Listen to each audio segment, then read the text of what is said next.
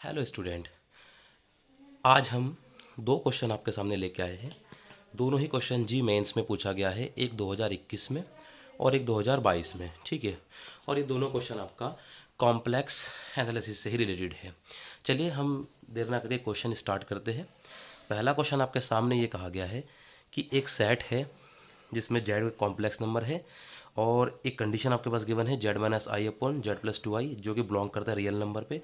तो कहते हैं कि इसमें से चार ऑप्शंस दिए गए हैं, कौन इसमें राइट होगा। तो हम सीधा सॉल्व करके देख लेते हैं, फिर बाद में ऑप्शन देखेंगे कौन सा राइट है और कौन सा रॉन्ग है। ठीक है, तो सॉल्यूशन, तो यहाँ से सॉल्यूशन स्टार्ट करते हैं। ये जो हमारे पास कंडीशन गिवन है ना कि ये जो जेड माइनस आई अपॉन जेड प्लस टू आई, ये क्वांटिटी रियल है। अगर ये क्वांटिटी रियल है तो यानी कि इसका मतलब क्या है, जब इसे हम सॉल्व करेंगे तो कहीं ना कहीं ये टोटल रियल है, तो यानी इसका इमेजरी पार्ट जीरो हो जाएगा। बस यहीं से हमें आंसर मिल जाएगा।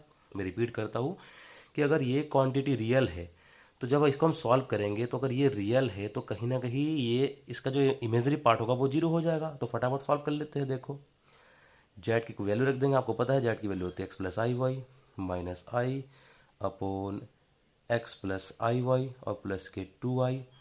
यहाँ रेशनलाइज कर देंगे तो x प्लस के i कॉमन, अंदर बचेगा y माइनस वन, और यहाँ से x प्लस आई कॉमन, अंदर बचेगा y प्लस टू।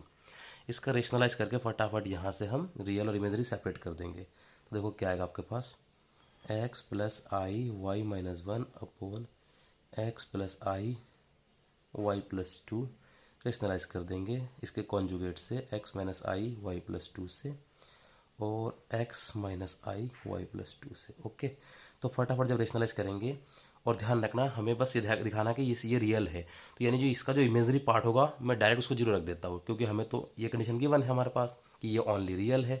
तो जो भी इमेजरी नहीं निकल के आएगा वो हमारा क्या होगा, जीरो होगा। तो इमेजरी सीधा निकालते हैं, जब इसकी इससे मल्टीप्लाई करेंगे यानी कि माइनस के एक्स वाई प्लस टू, ये आएगा इमेजरी पार्ट में। और जब इसकी इससे मल्टीप्लाई करेंगे यानी कि प्लस के वाई माइनस वन और इनटू में एक्स, यही आएगा इमेजरी पार्ट में।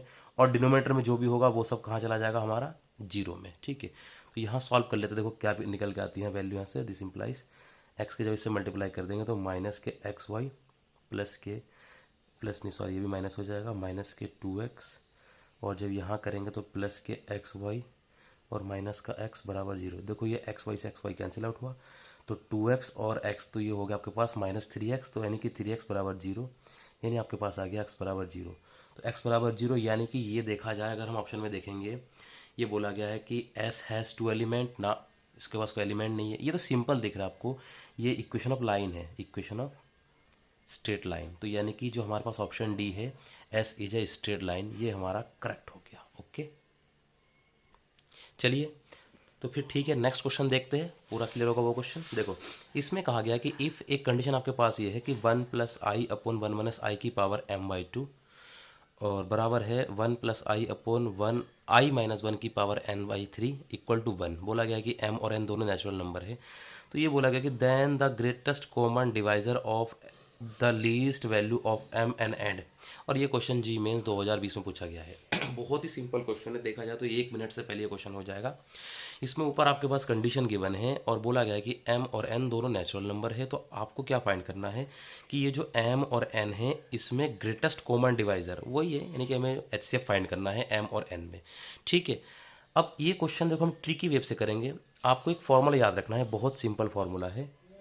अगर ये फॉर्मूला अगर आप याद रख सकते हो तो ऐसे क्वेश्चन आप मिनटों में, क्वेश्चन सेकंडों में कर सकते हो। जैसे कि मैं लिखता हूँ फॉर्मूला, देखो ये ध्यान रखना है कि a plus i b upon b minus i a. अगर ऐसा फॉर्म लिखा है कहीं कॉम्प्लेक्स में a plus i b upon b minus i a, तो डायरेक्ट इसे आप i लिख दीजिए।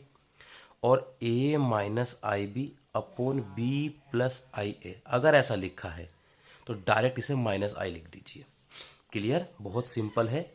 अगर a plus i b upon b minus i a लिखा है तो इसे आप डायरेक्ट i लिख दीजिए, और a minus i b upon b plus i a लिखा है तो इसे आप माइनस आई लिख दीजिए। अगर आपको ये याद है तो ये क्वेश्चन देखो कितनी जल्दी हो जाता है।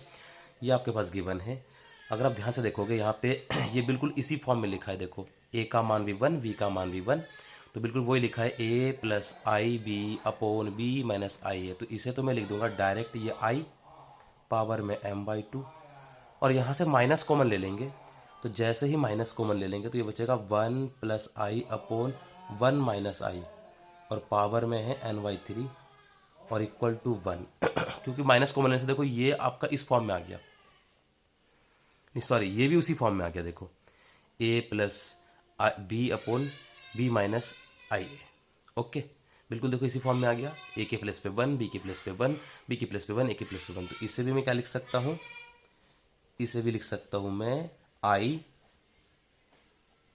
और ऑलरेडी इसमें माइनस तो चल ही रहा है, ठीक है। अब आपको पता है कि i की किस वैल्यू, हाँ i की लीस्ट पावर क्या रखे जिससे हमारा आंसर 1 आए।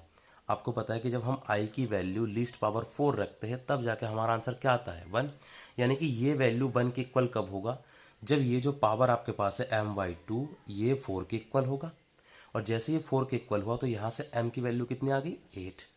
सिमिलर -i की भी लीस्ट पावर जब हम 4 रखते हैं तब जाके हमारे पास 1 आता है आंसर, तो यानी कि ये भी पावर में जब तक ये 4 के बराबर नहीं होगा तब तक ये 1 नहीं आ सकता, यानी कि ये जो -i की पावर n/3 है जब ये भी 4 के इक्वल होगा तब जाके इसकी वैल्यू कहीं ना कहीं 1 आएगी यहाँ से, तो n की वैल्यू हमारे पास कितनी आ गई 3 × 4 = 12, और सिंपली दिख रहा है आपके पास कि m का मान आपके पास है 8 और n का मान आपके पास है 12, और सबको पता है कि इसका GCD क्या हो जाएगा GCD, यानी कि वही ग्रेटेस्ट कॉमन डिवाइजर 12 और 8 का GCD सबको पता है 4 होता है, तो इसका आंसर क्या हो गया फिर 4, ठीक है। ये बहुत सिंपल क्वेश्चन था, ओके थैंक यू।